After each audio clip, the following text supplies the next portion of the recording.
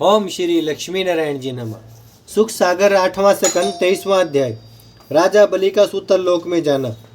शुकदेव जी बोले, परीक्षित, वामन जी का यह वचन सुनते ही राजा बलि बंधन से छुट्टी पाकर अति हर्षित हुआ और वामन भगवान से हाथ जोड़कर बोला, महाराज, आप जो आज्ञा दे उसी पर मैं प्रसन्न हूँ।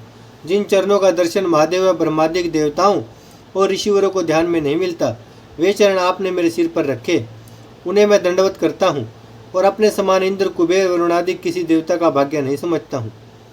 यह बात वामन जी से कहकर राजा बलि ने प्रहलाद भगत को प्रणाम किया। तब प्रहलाद ने आंखों में आंसू भरकर अपने पोते राजा बलि को गले लगा लिया और उसके ज्ञान की बढ़ाई की। फिर उन्होंने हाथ जोड़कर वामन जी से कहा, हे बैकुंठनाथ, राजा बलि का बड़ा भाग्य है। राजा बलि के ऊपर आपने जैसी दया की वैसी कृपा ब्रह्मा व महादेव पर भी नहीं करते, क्योंकि उनसे कभी कोई वस्तु नहीं मांगी। आपके चरण कमल को, जिसका ध्यान ब्रह्मादिक देवता और बड़े बड़े ऋषि और आठों पैर हृदय में रखते हैं, राजा बलि ने अपने हाथ से धोकर चरणामृत लिया। नहीं तो हम दैत्यों का, जो मांस खाने व मद पीने वाले धर्मी हैं, ऐसा भाग्य कहाँ उदय हो सकता है। इससे मैंने जाना कि आप नीच जाति का विचार न करके केवल अपने भक्तों की कामना पूर्ण करते हैं। जिस तरह कल्प वृक्ष सबको इच्छापूर्वक फल देता है, उसी तरह आपने त्रिलोकीनाथ होकर अदिति की इच्छा पूरी करने के लिए भीख मांगना अंगीकार किया। दूसरा कौन ऐसा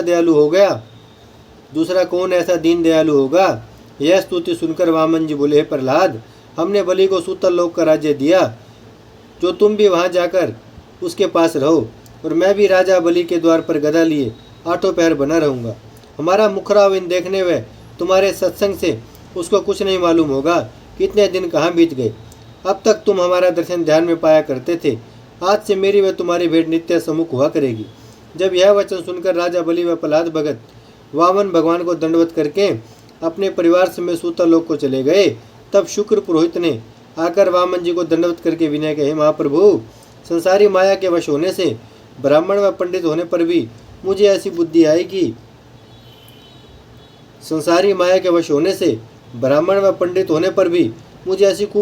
कि कुबुद्धि मतलब गलत कुबुद्धि आई कि मैंने राजा बलि को भूमि दान देने से मना किया, और उसका भाग्य बलवान था, जो मेरा कहना न मानकर अपने वचन से नहीं फिरा।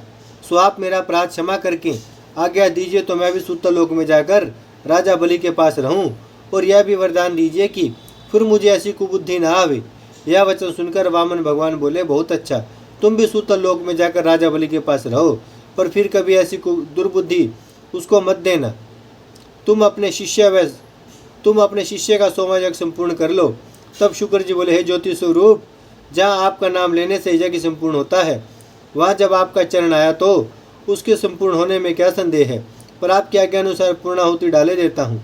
जब शुक्र जी पूर्णाहुति देकर आप भी सूतल लोक में चले गए, तब ब्रह्मादिक देवता वामन भगवान का नाम उपेंद्र रखकर और उन्हें विमान पर बैठाकर स्वर्गलोक को पधारे। जब वामन जी ने वहां पहुंचकर इंद्रपुरी का राज्य देवताओं को दिया, तब देवता लोग वामन भगवान व अदिति का यश गाते हुए आनंद पूर्वक अपने अपने लोक को चले गए। इंद्र अपना राज्य पाकर इंद्राणी के साथ भोग विलास करने लगा। वामन भगवान जी बैकुंठ को पधारे।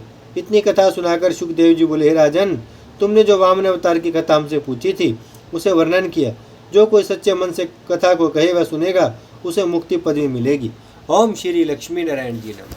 भजमन नारायण नारायण नारायण, श्रीमन्नारायण नारायण नारायण, लक्ष्मी नारायण नारायण नारायण, सत्यनारायण नारायण नारायण, भजमन नारायण श्रीमन्नारायण, लक्ष्मी नारायण सत्यनारायण, भजमन नारायण नारायण नारायण।